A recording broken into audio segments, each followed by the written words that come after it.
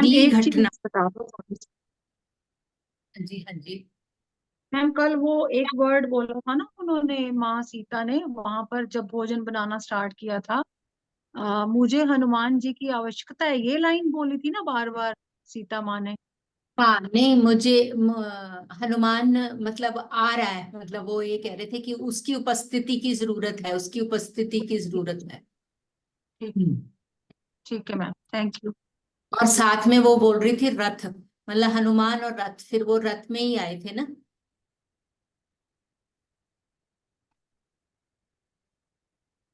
हाँ जी। अगली घटना करीब एक वर्ष या इतने ही कुछ समय बाद घटी, जिसने अयोध्या के लोगों को यहाँ माता की उपस्थिति के प्रति विशेष जागरूक कराया। लव और कुश अब आश्रम में अध्ययन में अधिक समय बिता रहे थे, जिससे हमारा काफी समय खाली हो गया था। एक दोपहर जब माता जंगल से औषधियां वनस्पतियां एकत्र करके लौटी, आश्रम से एक शिक्षक चेहरे पर भय और उखड़ी हुई सांस के साथ हमारी कुटिया की ओर दौड़ता हुआ आया। उसने एक रथ के बारे में बताया, जिसमें गुरु के करीबी परिवार की पत्नी और बेटी थी, जो बेटी के आगामी विवाह के लिए गुरु का आशीर्वाद लेने आश्रम आ रहे थे। उस रथ को लुटेरों ने घात लगाकर रास्ते में रोक लिया था, पहरेदारों को मार डाला था और बेटी को नुकसान पहुंचाया। माँ और बेटी दोनों का बुरा हाल था और वे बेहोश थी। शिक्षक ने उत्तेजना से कहा, गुरुजी जब वापस आएंगे और उन्हें इसका पता चलेगा तो क्रोधित होंगे। कहाँ हैं वे? उन्हें तुरंत मेरे पास लाओ, माता ने जोर देकर कहा। माँ और बेटी को जल्द ही हमारी कुटिया में लाया गया। बेटी के कपड़े फटे हुए थे और बहुत खून बह रहा था। उसकी सांसें उथली और अनियमित थी, जिससे मुझे डर लग रहा था कि वह जीवित नहीं रहेगी। जब हम अकेले थे, माता ने उन दोनों की जांच की और कहा, माँ ठीक है, लेकिन बेटी बुरी तरह से घायल है, उसे कई बार प्रताड़ित किया गया है। माता ने सिर हिलाया। मेरी दवाओं की टोकरी लाओ, संजोग से आज मैंने वही एकत्र किया है जिसकी आवश्यकता है।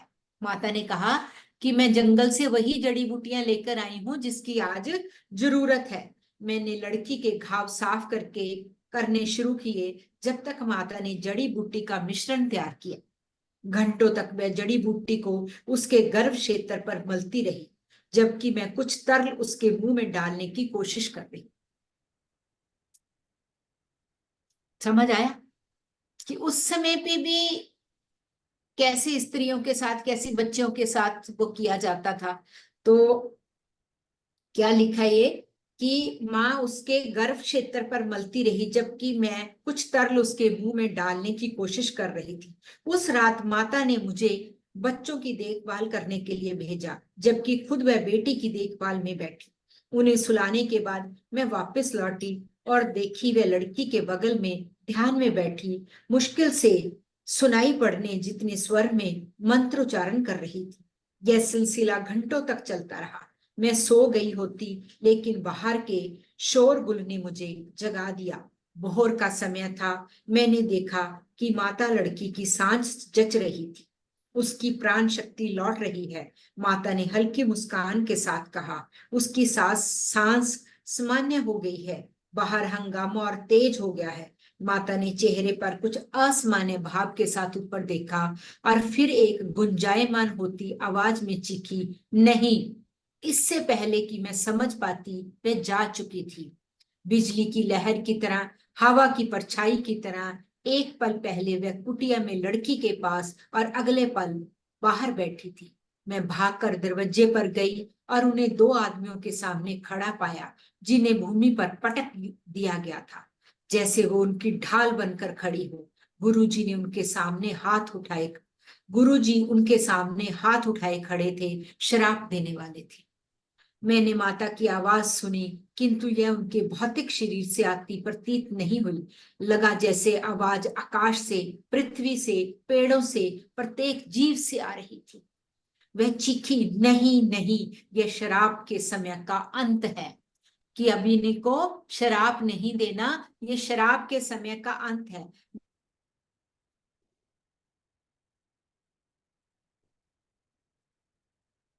देखा। कुछ कुछ की क्षणों पश्चात गुरुजी ने अपना हाथ नीचे कर लिया। इससे पहले कि मैं देख पाती, माता वापस झोंपड़ी में खिड़की के पास खड़ी थी। उनकी पीठ मेरी ओर थी। उनका पूरा शरीर पूरे आवेग में सिहर रहा था, कांप रहा था। उनके शरीर से निर्गत होती शक्ति इतनी तीव्र थी कि मैं उनके निकट भी नहीं जा सकती थी। करीब 30 मिनट बाद श्री राम कुटिया में आए। मैं उलझन में थी, रुकूं या जाऊं, क्योंकि मुझे समझ नहीं आ रहा था कि क्या हो रहा है। लेकिन मुझे लगा कि मुझे युवा लड़की की देखभाल जारी रखनी चाहिए, इसलिए मैं उसके पास रुक गई।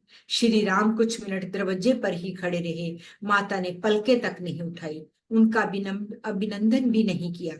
जो कुछ अभी अभी हुआ था उसने उन्हें भीषण रूप से परेशान किया था। उनका शरीर अभी भी कांप रहा था, मानो बिजली के प्रवाह उनसे होकर गुजर रहा हो। यह वह शक्ति थी जिसे उन्होंने अभिमंत्रित किया था। समझ आया सबको? हम्म। पूरा ये पैराग्राफ समझ आया योगिता जी?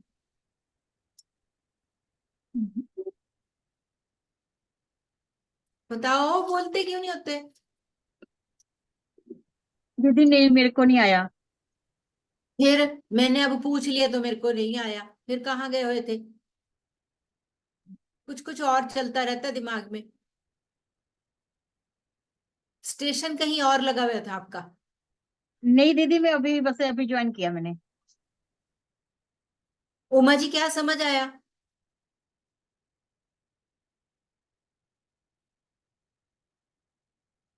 अनम्यूट करो पहले।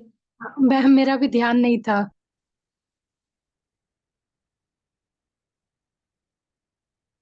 Sorry ma'am. नूपुर, क्या समझ आया? मैम कुछ नहीं आया मैम, एक्चुअली मैं कुछ काम कर रही थी सुनते सुनते। मैम एक्चुअली मेरे को ना बुक अब बीच में से ना मतलब ऐसा समझ नहीं आ रही, क्योंकि मैंने स्टार्टिंग से करी नहीं ना, इसलिए। जिन्होंने करी है उनको भी नहीं समझ आया, उनका भी ध्यान नहीं था। कमल जी, बताएंगे आप? मैम वो उन्होंने कहा कि जब वो लड़की की देखभाल कर रही थी ना, तो इतनी शक्ति उनके अंदर आई कि उन्होंने उस शक्ति से उसका जो उपचार है वो कर रही थी, तो कंपन शुरू हो गया। तो श्री राम जी जैसे ही वहां आए तो उन्होंने उनकी तरफ भी ध्यान नहीं दिया। कम से कम 30 मिनट तक वो वहां रहे। मतलब तब मतलब उनका ध्यान पूरा नहीं गया, क्योंकि उनका ध्यान सिर्फ उस शक्ति में। 30 मिनट बाद वो अंदर आए, उससे पहले वो क्यों क्यों डिस्टर्ब थी? वो जो जिन लोगों ने उनको प्रताड़ित किया था उस लड़की को, उनको गुरुजी ने उसी के बुला उसमें। रखा था। और वो, हाँ, वो उन्हें श्राप देने वाले थे, और माता ने रोका कि ये कभी तो इसका अंत करना पड़ेगा ना, श्राप नहीं देना, अभी श्राप का अंत हो चुका है। तो उन्होंने उस हाँ टाइम जी, पे वो डिस्टर्ब ऐसे लग रहा था डिस्टर्ब। कि, हाँ, कि उनके ये जो आवाज आ रही है वो भौतिक शरीर से नहीं आ रही, वो पेड़ों से, पौधों से, जानवरों से, पृथ्वी से, वो आसपास के ब्रह्मांड की आवाज आ रही है कि नहीं नहीं नहीं, ये नहीं होगा।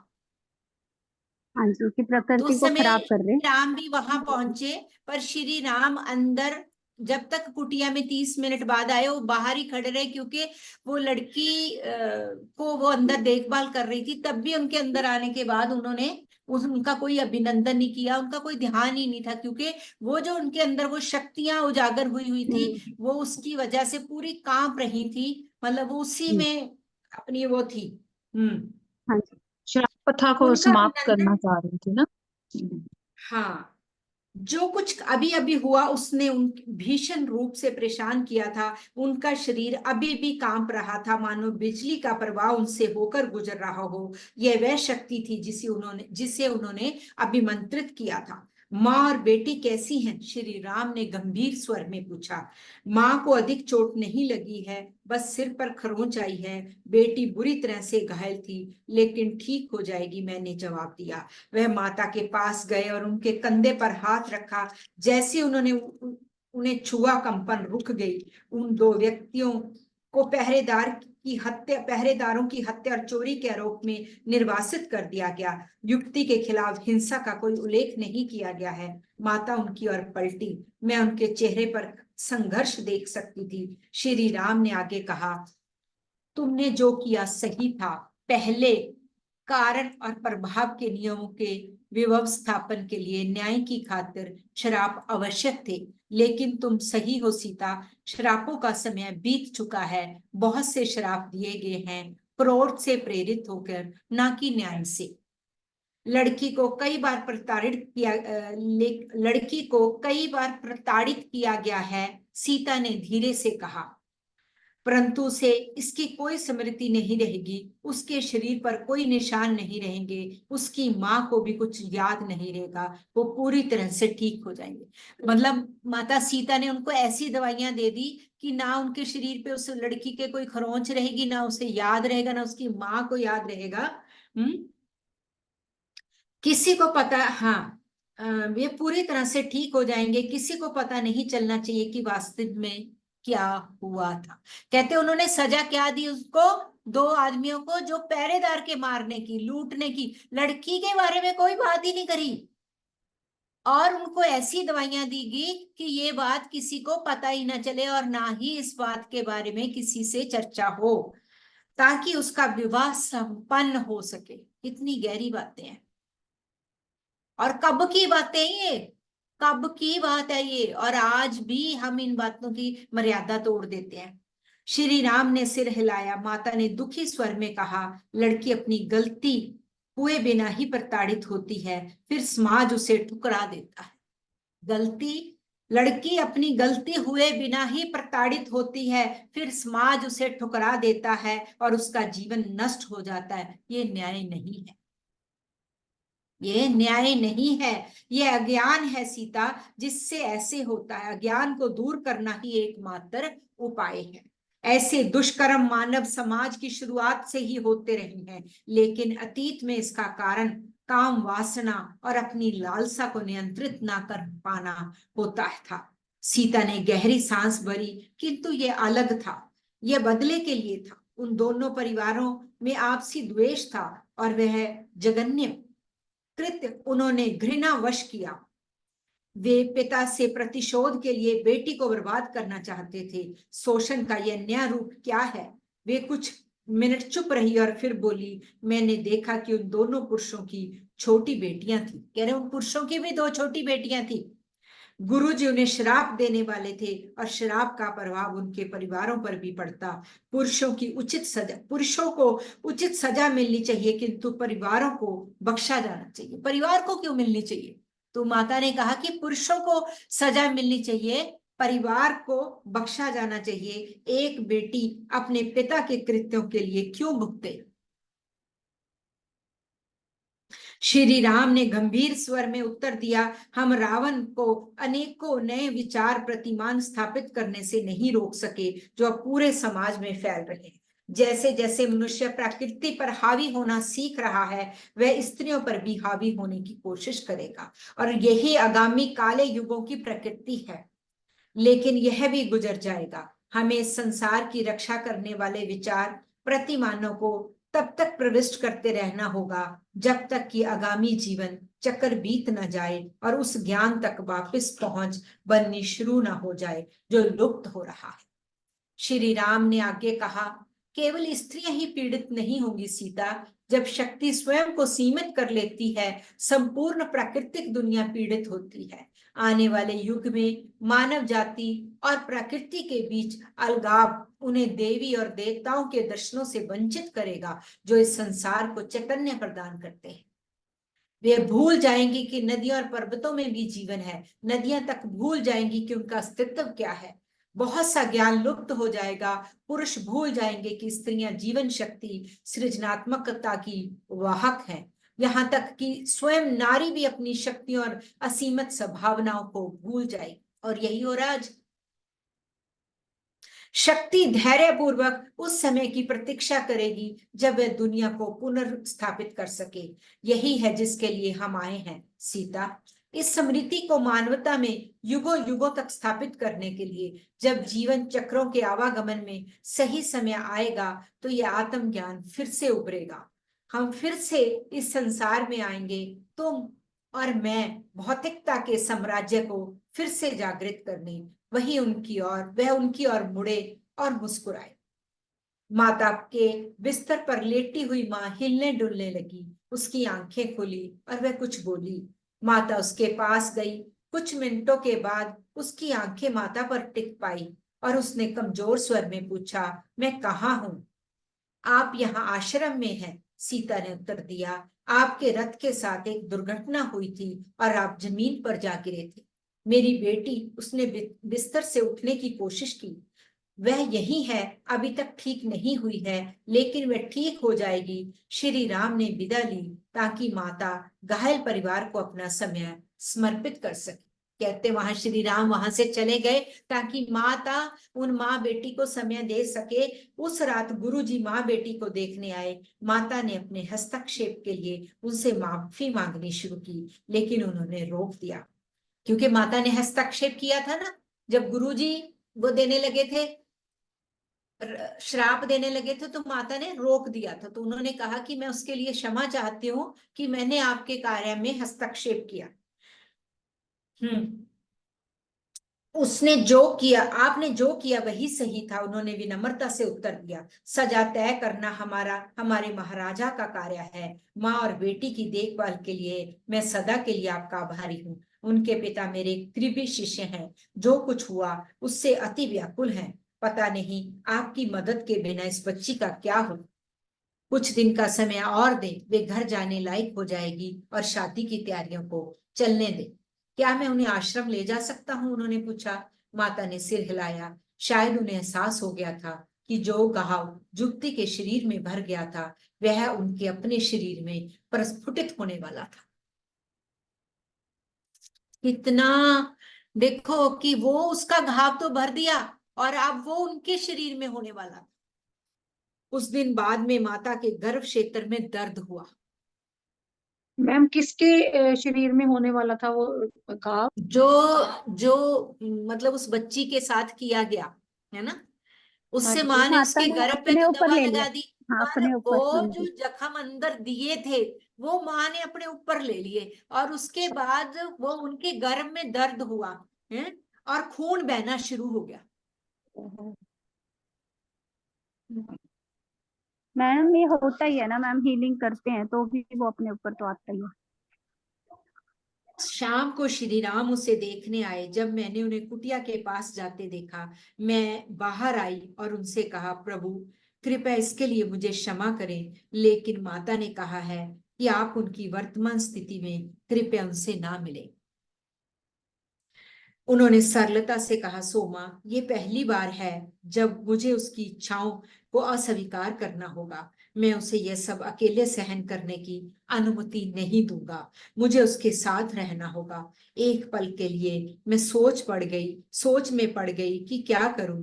मैंने पहले कभी माता की अवज्ञा नहीं की थी, लेकिन जब मैंने श्री राम की ओर देखा और उनके भीतर से उमड़ते प्रेम का अनुभव किया, मैं समझ गई कि वे उन्हें हर प्रकार से राहत देंगे। मैं एक तरफ होगी और यह बताते हुए उन्हें अंदर जाने दिया कि मैं खाना और पानी दरवाजे के पास रख दूंगी, शायद माता लेना चाहे।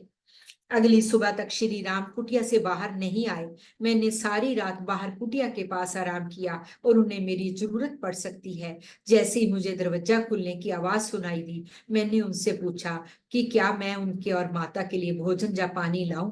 वे सो रही हैं, लेकिन मैं कुछ खाना जरूर पसंद करूंगा, सोमा, उन्होंने हल्की मुस्कान के साथ उत्तर दिया। वे कैसी हैं? मैंने पूछा। उनके शरीर से असर जा चुका है, वे अब ठीक होना शुरू हो जाएंगी। श्री राम को भोजन परोसते हुए मैंने पूछा, प्रभु उन्होंने उस युवती की जान बचाने के लिए इस दर्द को अपने ऊपर ले लिया है, और यह पहली बार नहीं जब उन्होंने ऐसा किया है। वह कितना बर्दाश्त कर सकती है। सीता के लिए हर जीवन अनमोल है। उसने कितनी ही बार दूसरों को बचाने के लिए अपने शरीर का बलिदान दिया है। सीता के लिए हर जीवन अनमोल है। उसने कितनी ही बार दूसरों को बचाने के लिए अपने शरीर का बलिदान दिया है। उसे सबसे बचाने के लिए मुझे कितनी ही बार हस्तक्षेप करना पड़ा है। एक दिन होगा जब मैं ऐसा नहीं कर पाऊंगा। मेरे चेहरे पर दर्द छलक आया और उन्होंने आगे कहा, सोमा, मुझे भी नहीं पता कि लंका में उसने कितना त्याग किया। दुनिया की दृष्टि से अलग, चुपचाप सेवा करना, यही उसकी इच्छा है। दुनिया कभी नहीं जान पाएगी कि उसने इस धरती पर जीवन के संरक्षण के लिए धैर्यपूर्वक कितना सहन किया है। कुछ क्षण वे चुप रहे और फिर बोले, उसने करुणा की एक नई मिसाल कायम की जब वह दो अपराधियों के सामने ढाल बनकर खड़ी हो गई। उसके लिए भी जिन्होंने अत्यंत घिनौने अपराध किए हैं। उस पल मैंने उसे पृथ्वी के सभी हिस्सों से कई नकारात्मक विचारों को कर्षित करते देखा। वे समाप्त और नष्ट होने के लिए उसके शरीर में प्रवेश कर गए। मैं उसे रोक नहीं सका। यही मेरा दर्द है कि मैं उससे संसार का वह बोझ नहीं ले सका जो उत्तरदायित्व उसने उठाए हुए हैं। माता को अपने बिस्तर से उठने और दर्द से निजात पाने में कई दिन लग गए। इस दौरान श्री राम वही रहे, लेकिन जब वह सामान्य रूप से चलने फिरने लगी तो वे अयोध्या लौटने के लिए निकल पड़े।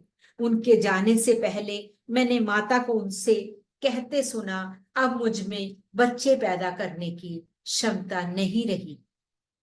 उनके जाने से पहले मैंने माता को उनसे कहते सुना, अब मुझ में बच्चे पैदा करने की क्षमता नहीं रही।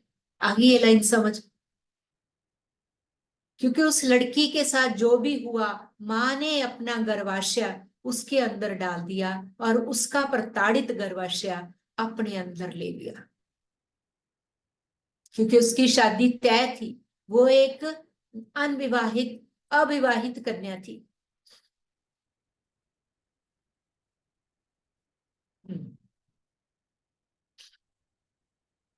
उन्होंने उत्तर में कहा, पृथ्वी पर सभी जीव हमारे बच्चे हैं और हमें क्यों चाहिए। कुछ दिन बाद जब मैं उनका पहला पूर्ण भोजन परोस रही थी, मैंने दोहराया जो श्री राम ने उनके त्याग के बारे में कहा था। वह मुस्कुराई और जवाब दिया, जितना मैंने किया है वह उनके द्वारा किए गए कार्यों का केवल अंश मात्र है। देखिए कितनी गहरी बात, कि ये मैंने तो कुछ भी नहीं किया, जितना श्री राम ने किया है वो तो एक अंश मात्र है। बल्कि मैं तो इस लोक और निस्संदेह सभी लोगों के लिए जिनमें जीवन है, केवल उनके प्रेम की प्रतिछाया हूं। उन्होंने क्या कहा, बल्कि मैं तो इस लोक और निस्संदेह सभी लोगों के लिए जिनमें जीवन है, केवल उनके प्रेम की प्रतिछाया हूं। एक दूसरे के प्रति उनके ऐसे विचार थे, एक दूसरे में वे निहित पूर्णता देखते थे। उनका प्रेम शुद्ध और पवित्र था, जिसके वर्णन के लिए सचमुच कोई शब्द नहीं है। हम सभी को उस प्रेम के भले ही छोटे से अंश को भी प्रकट करने के लिए ललायत रहना चाहिए जो वे पृथ्वी पर लाए। इस घटना के कुछ हफ्ते बाद मैं भोजन के लिए लकड़ी एकत्रित करने जंगल गई। लौटने पर मैंने माता को दो महिलाओं के साथ गहनता से बातचीत करते पाया। मैं उन्हें नहीं जानती थी। मैं बहुत देर के लिए नहीं गई थी और मुझे आश्चर्य हुआ कि वे ऐसे अचानक कैसे प्रकट हो गई। वे फूलों से घिरे बगीचे में बैठे थे। मैं कुछ कर तो नहीं सकती थी, बस मैंने उस खूबसूरत नजारों से अपनी निगाहें हटा ली। दोनों महिलाएं माता से बड़ी परिपक्व उम्र की लगती थी और तब भी उनके चेहरों पर एक युवा सौम्यता थी। उन्होंने तपस्वियों का रूप धारण किया हुआ था, फिर भी कुछ था जो कुछ असामान्य होने का आभास दे रहा था। मैं भोजन तैयार करने के लिए आग जलाने कुटिया के पीछे गई। जब दोपहर का भोजन का समय हुआ, माता अभी भी नहीं आई, तो मैं जहां वे बैठे थे वहां गई। देखा कि वे अभी भी गंभीर बातचीत में व्यस्त थे। कुछ मिनटों तक मैं उधेड़ बुन रही थी कि उन्हें भोजन के लिए कहूं या नहीं, लेकिन फिर मुझे भीतर उनके लिए उचित भोजन तैयार करने का आग्रह करती माता की आवाज सुनाई। मैंने प्रातः में बगीचे से तोड़ी हुई कई सब्जियों को इकट्ठा किया और उन्हें कुछ जड़ी बूटियों के साथ मिलाया जो हम पिछले दिन जंगल से लाए थे। अवश्य ही भोजन की मोहक सुगंध ने उन्हें आकर्षित किया होगा, क्योंकि जैसे ही खाना तैयार हुआ वे चेहरों पर बड़ी मुस्कान के साथ उपस्थित थे। मैं माता के चेहरे से जान गई कि वह उनके लिए परोसना चाहती थी।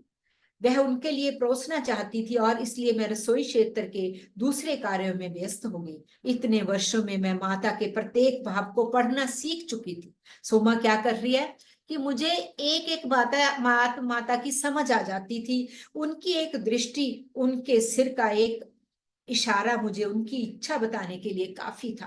भोजन के बाद फिर उद्यान क्षेत्र में लौट गए। वे अंधेरा होने तक वहीं बैठे रहे। फिर मैंने माता को उनके साथ जंगल में जाते देखा और दोनों महिलाएं ओझल हो गई।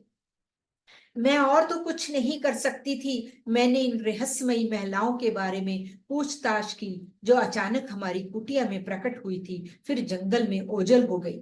वे ऋषि अरुंधति और ख्याति मां थी। वो ऋषि अरुंधति और ख्याति मां थी। उन्होंने अचंभित स्वर में उत्तर दिया, क्या तुमने उन्हें पहचाना नहीं? मैं सोच रही थी कि तुमने उनका उचित अभिवादन क्यों नहीं किया। वे मुझे एक प्रतिज्ञा को याद दिलाने आई थी जो मैंने बहुत समय पहले की थी। उन्होंने क्या कहा कि वो मुझे एक प्रतिज्ञा याद दिलाने आई थी जो मैंने बहुत समय पहले की थी और अपनी प्रसन्नता व्यक्त करने कि मैंने वह प्रतिज्ञा पूरी कर।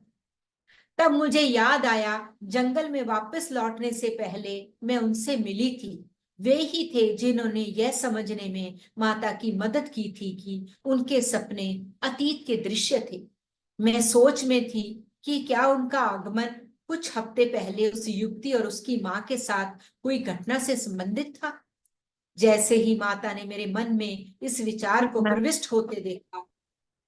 मैम हाँ ये जी। बात नहीं समझ आई कि उनके सपने भविष्य के सपने वो थे, अतीत के वो थे, ये वाली लाइन नहीं समझ आई। दृश्य थे, अतीत के दृश्य थे। अभी आएगा ना आगे, अभी आएगा। मैं सोच में थी क्या उनका आगमन कुछ हफ्ते पहले उस युवती और उसकी मां के साथ हुई घटना से संबंधित था। जैसे ही, ये लाइन सुनो ध्यान से, जैसे ही माता ने मेरे मन में इस विचार को प्रविष्ट होते देखा, उन्होंने सिर हिलाया और कहा, मैं बस कई ऋषियों, विशेषकर स्त्री ऋषियों की इच्छा की पूर्ति कर रही हूं। माता ने क्या कहा?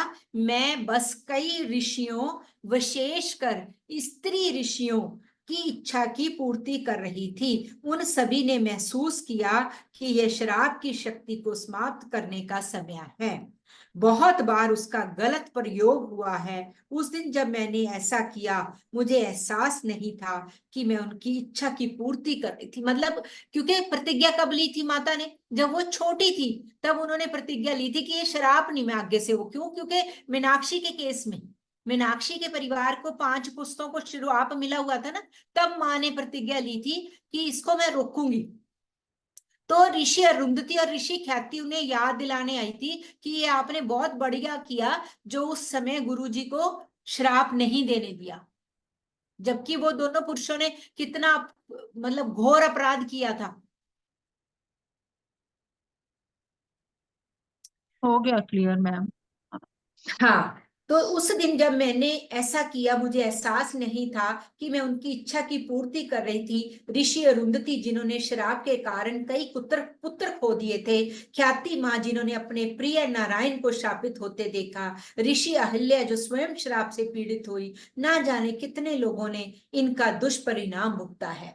और अब समय आ गया है कि व्यवस्था बदली जाए। अब यह होना ही चाहिए। राम ये जानते थे, इसलिए उस दिन आए थे। वे जानते थे कि नए कानून ऋषियों के श्रापों की जगह लेंगे और शायद ये कानून एक अधिक न्याय संगत व्यवस्था प्रस्तुत करेंगे जो व्यक्तिगत क्रोध या आघात से प्रेरित नहीं होंगी। हम ऐसी ही आशंका रखते हैं। तो अब और श्राप नहीं होंगे माता। मुझे डर है, शायद ये इतना आसान नहीं है, लेकिन समय के साथ शराब की शक्ति कम हो जाएगी जब वे प्रभावी नहीं रहेगी। वाणी की शक्ति पहले ही कम हो रही है। उस दिन जो हुआ वह कई लोगों की सामूहिक आकांक्षाओं का परिणाम था। भविष्य में कुछ ही ऐसे लोग होंगे जिनका वाणी पर अधिकार होगा। ऐसे नहीं कि हर कोई शराब दे देगा। कहते वाणी का प्रभाव तो खत्म होना ही शुरू हो गया और शराब का प्रभाव भी कम हो जाएगा। और कहते आने वाले समय में कुछ ही लोग होंगे जिनकी वाणी का प्रभाव होगा। बाकी जो कोई बोलते बोली जाने तो कोई फर्क नहीं पड़ेगा।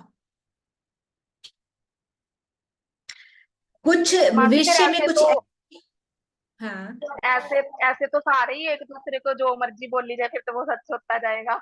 हाँ हाँ। अब तो कलयुग में ये आ गया ना कि जो बोलोगे वापिस आएगा तुम्हारे पास। अब तो खत चेंज ही हो गया ना सारा, कि जो किसी को गलत बोलोगे वो रिटर्न आना है कई गुना होके।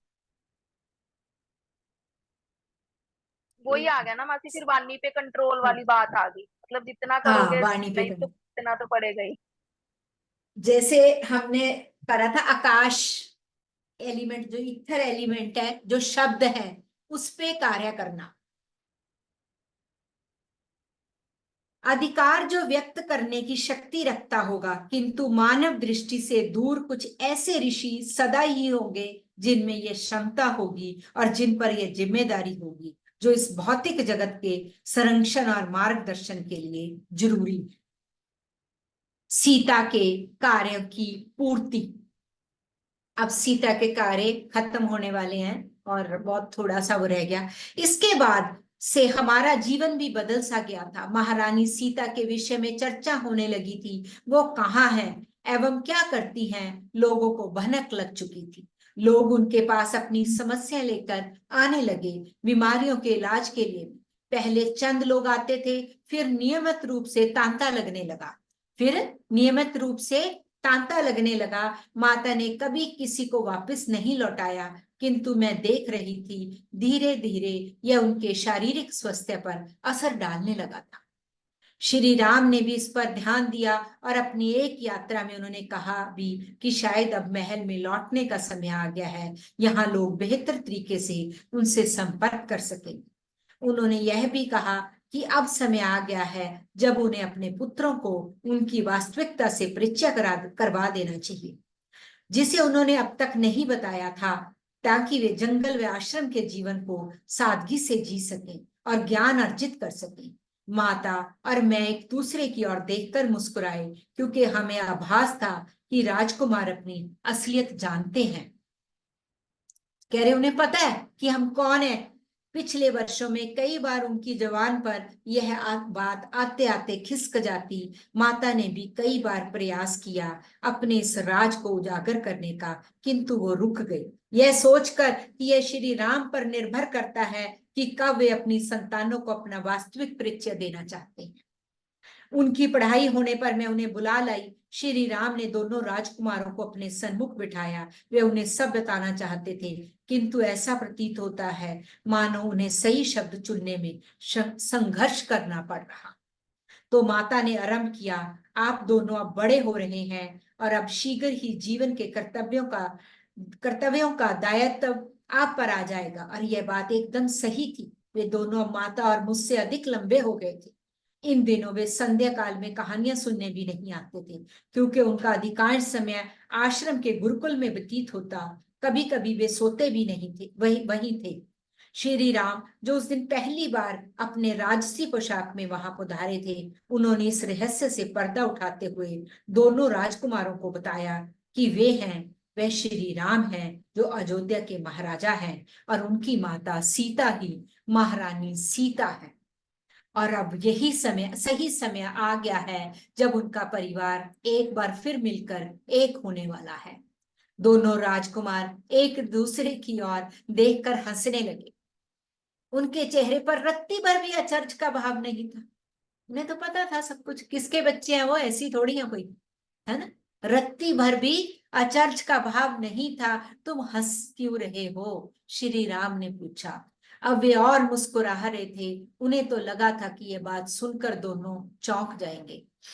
पिताजी, हम तो बहुत पहले से ये बात जानते हैं। श्री राम आश्चर्यचकित हुए। और तुमने कभी हमसे कोई भी प्रश्न नहीं किया। पिताजी, हम अपने माता पिता के किसी भी कार्य पर प्रश्न चिन्ह नहीं लगा सकते। हम जानते हैं कि आप दोनों ने जो भी निर्णय लिया होगा वह अवश्य ही किसी न किसी तरह लाभप्रद होगा। लव ने उत्तर दिया। श्री राम ने प्रसन्नता से दोनों को अपनी बाहों में भर लिया और अपने कलेजे से लगा लिया। स्नेह से उन्होंने कहा, अपनी माँ को अपनी आपकी माँ ने आपको उत्तम शिक्षा दी है। यदि आपका लालन पालन महल के राज्य वैभव में हुआ होता तो बहुत अलग होता और आप दोनों को इनके ज्ञान से इस प्रकार फायदा ना हुआ होता। अब मैं ये समझ सकता हूँ। उन्होंने राजकुमारों को वापस आश्रम में भेज दिया और माता की ओर घूमकर कहा, ऋषि भृगु और ऋषि ख्याति शीघ्र ही महापरामुक्ति को प्राप्त होंगे और इस अभिशाप से विमुक्ति मिलेगी। हमारा परिवार अब फिर संगठित होगा। आप अयोध्या लौटने की तैयारी करें। उन्होंने प्रसन्नता से कहा, किंतु माता ने इसका कोई उत्तर नहीं दिया, केवल सिर हिला दिया। उनके चेहरे के भाव देखकर मुझे महसूस हुआ कि कुछ गलत है और वे खोई खोई सी हैं। श्री राम के अयोध्या वापस लौटने के समय भी मैंने देखा माता दरवाजे पर खड़ी उन्हें पीछे से जाते देखकर लगातार ताक रही थी। क्या आप अयोध्या लौटने से प्रसन्न नहीं है माता? मैं भी ऐसा ही चाहती हूँ सोमा, किंतु यह संभव नहीं। उन्होंने गहरी उदासी से कहा, हर कार्य के कुछ परिणाम होते हैं। किंतु क्यों माता, आपका क्या तात्पर्य है? उन्होंने कोई उत्तर नहीं दिया। मुस्कान के प्रतिबिंब की छाप मुझ पर छोड़ते हुए वे कुटिया के भीतर चली गई। जब वे किसी बात का उत्तर नहीं देना चाहती तो ऐसा ही करती थी। कई सप्ताह उपरांत जब नव पर निशा की गहरी काली चादर लहरा जाती, माता बाहर खुले में बैठ आसमान को निहारा करती। कई सप्ताह उपरांत मतलब कई हफ्ते बीत गए जब नभ पर निशा की गहरी काली चादर लहरा जाती, माता बाहर खुले में बैठ आसमान को निहारा करती। मैं उन्हें संध्या काल का पेय देकर विश्राम करने चली जाती। मुझे पता ही नहीं चलता कि वे रात में सोई भी हैं या नहीं। किंतु एक रात्रि जब वे बाहर आकाश तले बैठी अपने विचारों में मगन थी, मैं उनके लिए पेय लाई और चुपचाप उनके पास ही बैठ गई और आसमान का प्रेक्षण करने लगी जैसे वो किया करती। अचानक वे प्रसन्नता से चीख उठी, देखो सोमा, आकाशीय उत्सव।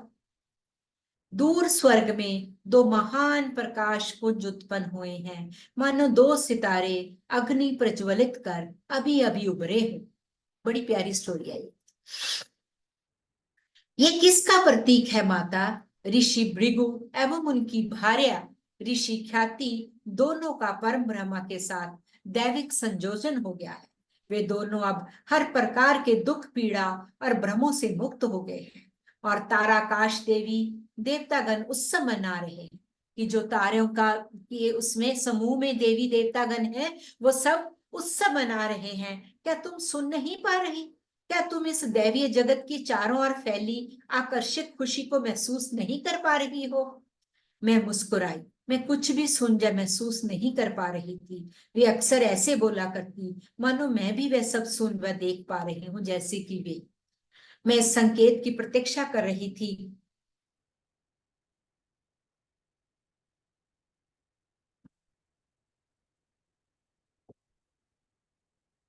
मैं इस संकेत की प्रतीक्षा कर रही थी कि ये इस बात का प्रतीक है कि अब हमारी जुदाई का अंत आ गया। तो क्या हम वापस अयोध्या चलने की तैयारी करें? मैंने पूछा। अभी नहीं, अभी बिल्कुल नहीं। मेरे भीतर एक इच्छा है जिसका पूरा होना आवश्यक है। माँ ने क्या कहा कि मेरे अंदर एक इच्छा है और जिसका पूरा होना आवश्यक है।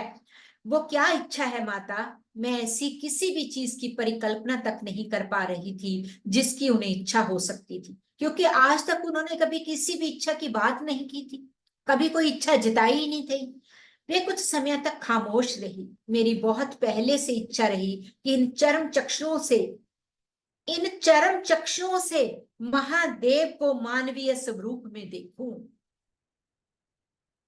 क्या कहा माता ने?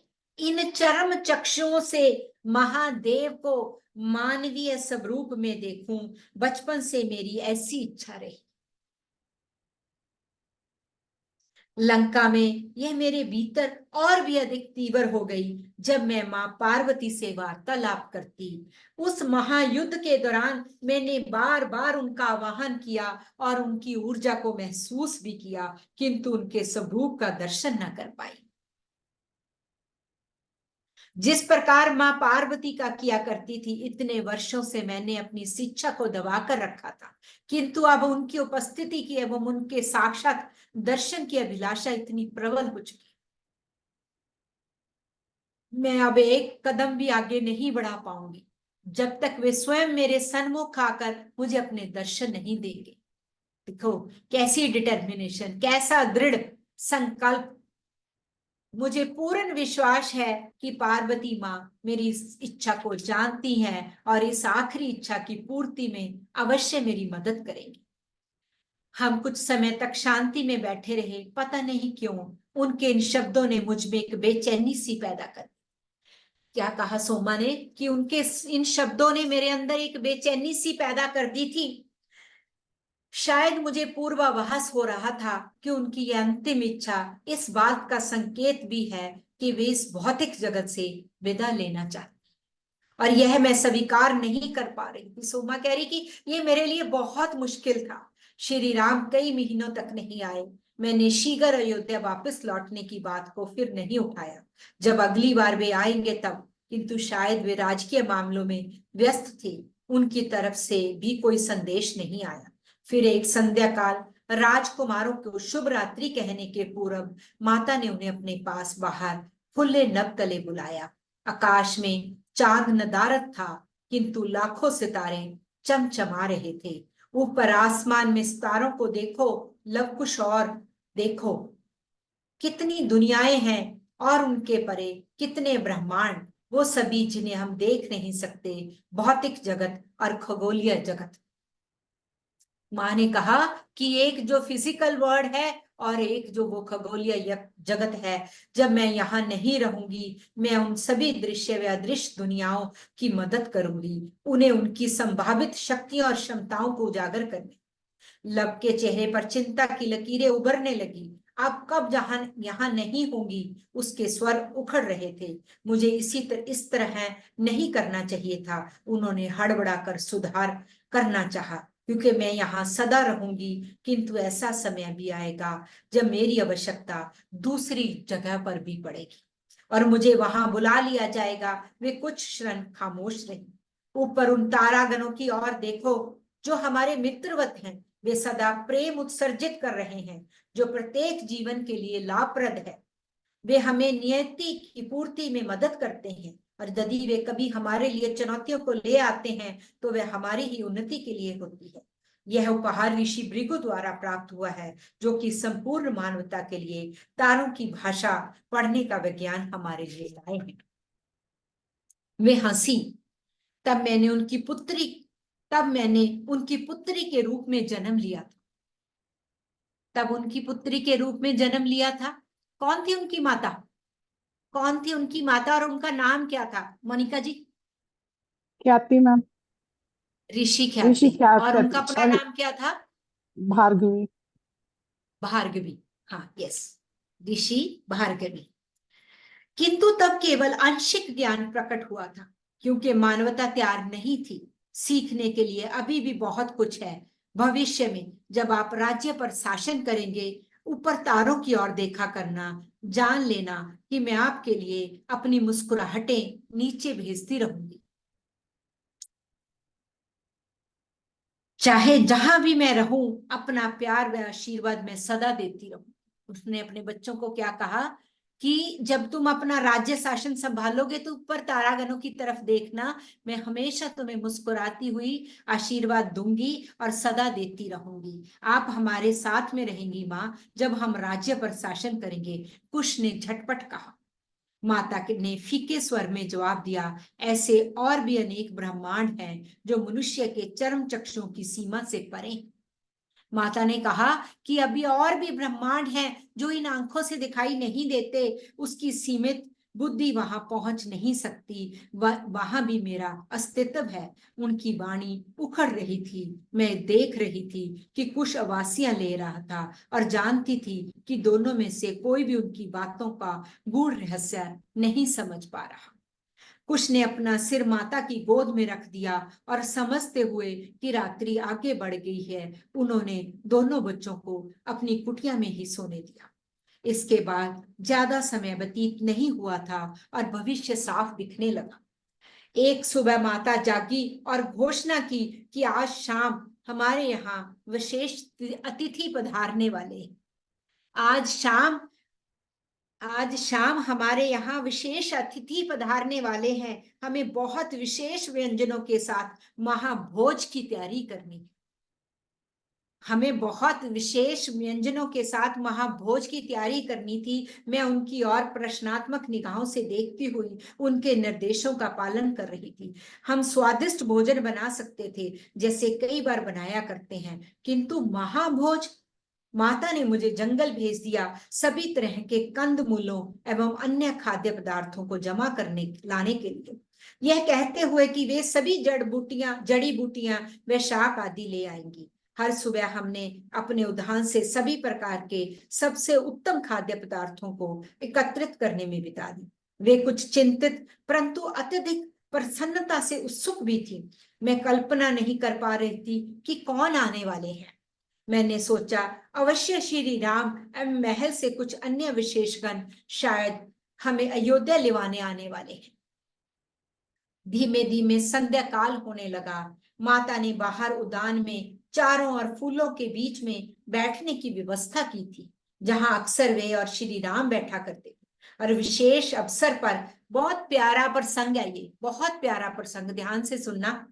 विशेष अवसर वही भोजन किया करते। मेरी कुटिया से बैठने के आसन व गद्दियां ले आओ सोमा, हमें उन्हें इधर भोजन परोसेंगे। इसने मुझे अचंभित कर दिया, क्योंकि इससे पहले हमने कभी किसी के लिए गद्दियां बाहर नहीं लगाई थी, किंतु वे आरामदायक व बहुत सुंदर परिवेश तैयार करना चाहती थी। जब हमारा सारा कार्य समाप्त हो गया, तब हम भीतर प्रतीक्षा करने लगे। भोजन बन चुका था। अब हमें केवल अपने अतिथियों का इंतजार था।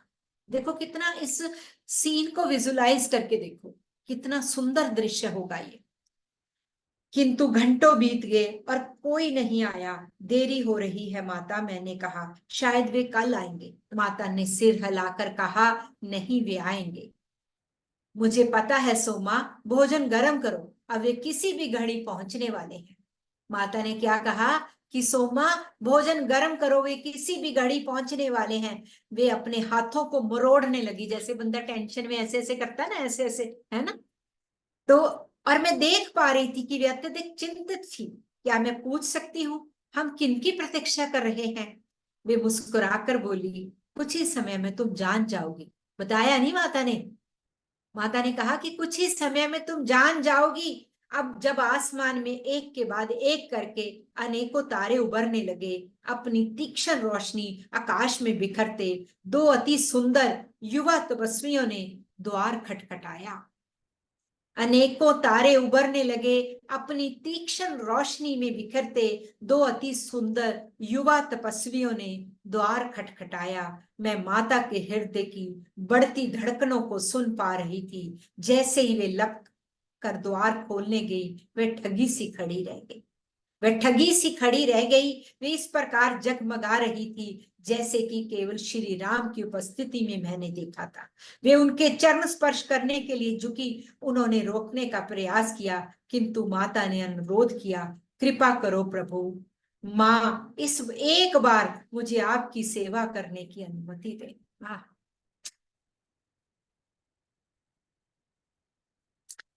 उन्होंने अति स्नेह व विनय पूर्वक शांत स्वर में कहा और उठकर उन्हें देखा।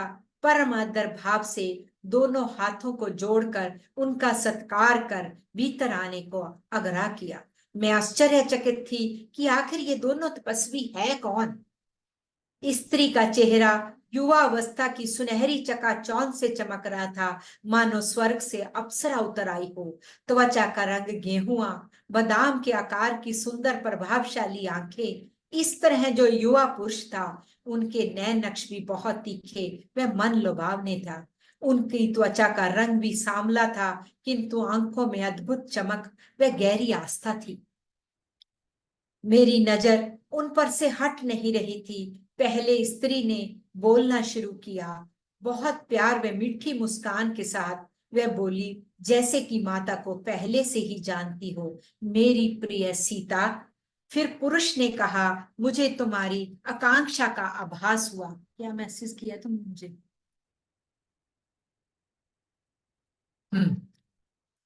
जी जी बिल्कुल। उनको लगा शिव पार्वती है।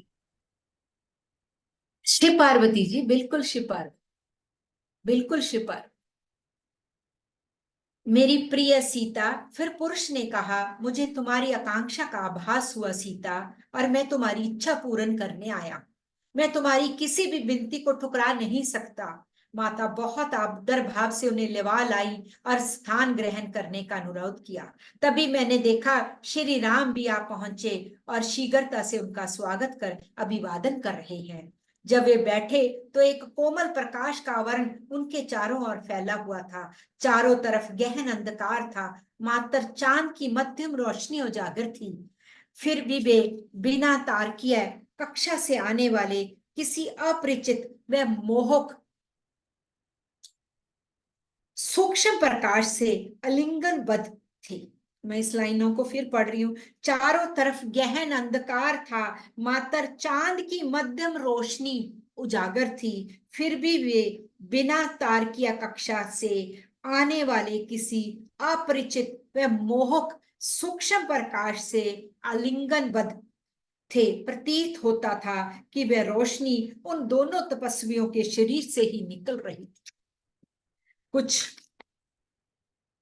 समय बैठने के पश्चात माता भोजन के लिए उठी। उन दोनों तपस्वियों व श्री राम को स्वयं भोजन परोसने के लिए माता ने अनुरोध किया। फिर उनके बैठने के पश्चात मैंने विनती की कि मुझे सेवा का मौका दे। उन्होंने सहमति दे दी। उन सब ने खामोशी से भोजन ग्रहण किया।